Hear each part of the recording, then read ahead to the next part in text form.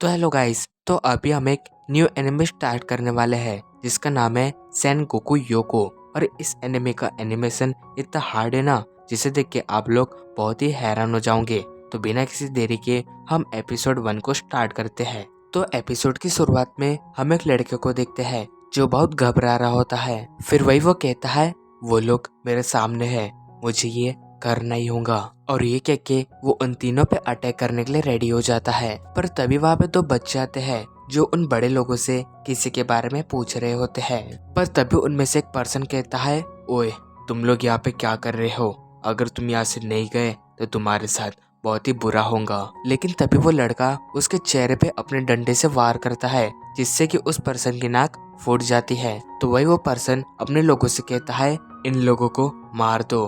पर तभी वो लड़का उन लोगों के सामने कुछ पेपर फेंक देता है और तभी हमें वहाँ पे एक बहुत ही ओपी लेवल का एनिमेशन दिखाया जाता है। और तभी उन पन्नों में से 3 बड़े बड़े हाथ निकलते हैं जो उन तीनों लोगों की बहुत ही बुरी हालत कर देते हैं। और वही वो लड़का झाड़ियों में बैठ के ये सब देख रहा होता है, जिसके बाद वो तीनों हाथ वहीं पे ही गायब हो जाते हैं। और वही वो लड़का ये देख के बहुत हंस रहा होता है और कहता है, देखा तुमने, वो कितने ऊपर तक गिरे थे। पर तभी वो लड़की उस लड़के को एक जोरदार पंच मारती है और कहती है, ये तुमने क्या किया? हमें उन लोगों से उनके बॉस का पता पूछना था, पर तुमने उनकी ऐसी हालत कर दी कि अब वो कुछ बता नहीं सकते हैं। जिसके बाद वो दोनों वहाँ से जाने लगते हैं। पर वही वो झाड़ियों में बैठा लड़का कहता है, वाह ये लोग कितने औसम है, लगता है मुझे इनका पीछा करना चाहिए। एंड वही वो लड़की भी समझ जाती है कि कोई उन दोनों का पीछा कर रहा है। तो अभी फिर सीन शिफ्ट होता है। हम देखते कि वो दोनों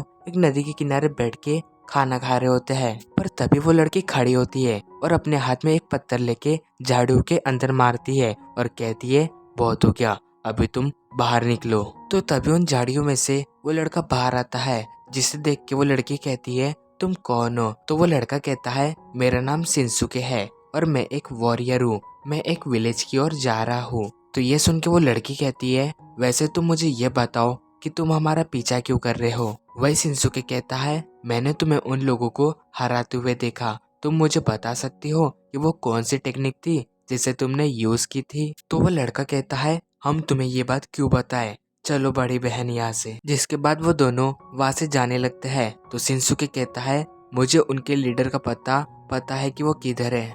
वही शिनसुके की ये बात सुन के वो दोनों रुक जाते हैं। तो शिनसुके कहता है, मुझे पता है तुम दोनों उसे ढूंढ रहे हो, तो चलो एक डील करते हैं, तुम मुझे अपने बारे में बताओ और मैं तुम्हें उसका पता बताता हूँ। तो वही वो दोनों शिनसुके की इस बात को मान जाते हैं। फिर वही वो लड़का अपने बारे में बताता है, मेरा नाम जिनका है और मेरे पास सेंडू की पावर है। और वही फिर वो लड़की कहती है, मेरा नाम यूको है और मेरे पास फॉक्स स्पिरिट की पावर है और हम दोनों को स्वर्ण शिवलिंग के नाम से जाना जाता है। तो उन दोनों की ये बात सुन के शिनसुके हंसने लगता है और कहता है, क्या तुम इमोर्टल हो और तुम एक फॉक्स स्पिरिट हो? क्या मजाक है? पर तभी यूको शिनसुके के सामने एक स्नेक ला लेती है, जिसे देख के शिनसुके बहुत ही डर जाता है और यूको से कहता है, ठीक है, मैं तुम्हारे साथ आने के लिए तैयार हूँ, पर इसे तुम मेरे से दूर रखो।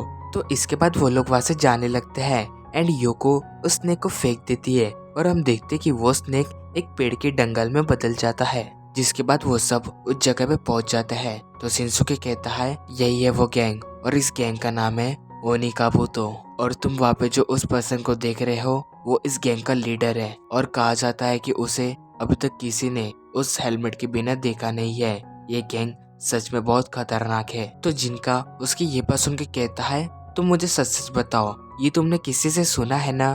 तुम बस हमारे सामने होशियारी मारने को हमें ये सब बात बता रहे हो। तो वही शिनसुके कहता है, अरे मुझे ये बात पता थी, तो इस वजह से मैं तुम्हें ये बात बता रहा था, मैं तुम्हारे सामने होशियारी नहीं मार रहा हूँ। तो उसकी ये बात सुन के योको कहती है, अगर तुम फिर से हमारे सामने उड़ने की कोशिश करोगे तो फिर से मैं तुम्हारे सामने वही सांप लाऊंगी। वही उसकी ये बात सुन के शिनसुके बहुत ही डर जाता है और चिल्लाते हुए कहता है, नहीं ऐसा मत करना।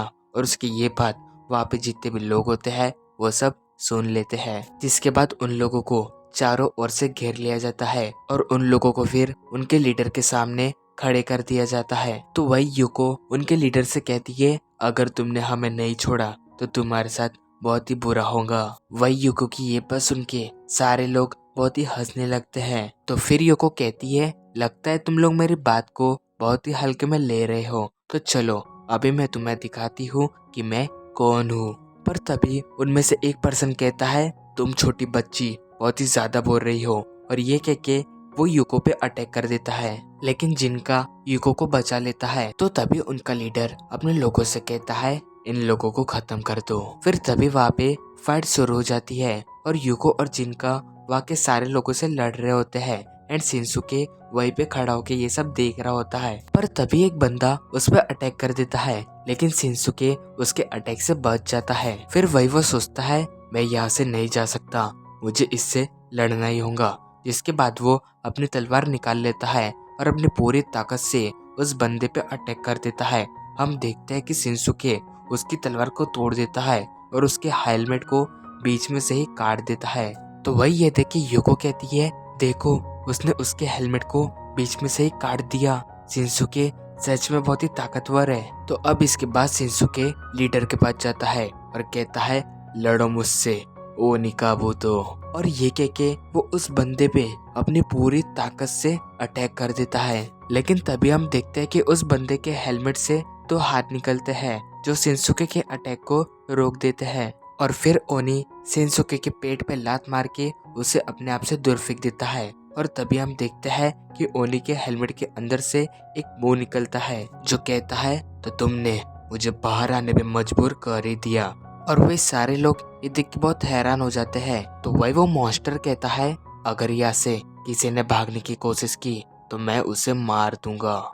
जिसके बाद वो मॉन्स्टर शिनसुके पे अटैक कर देता है और शिनसुके उसके हर अटैक से बचते हुए वहां से भाग रहा होता है। तो वही फिर हम देखते कि यूको अपने हाथ पे अपना ब्लड गिराती है और वही हम देखते कि जिनका उसके पास आके उसके ब्लड को चाटता है। जिसके बाद हमें वहाँ पे एक बहुत ही बढ़िया ट्रांसफॉर्मेशन दिखाया जाता है। वही फिर जिनका के पीछे से 4 टेल्स निकल जाते हैं और जिनका बहुत ही ओपी वाले लुक में आ जाता है। और इसी के साथ हमारा एपिसोड 1 एंड होता है।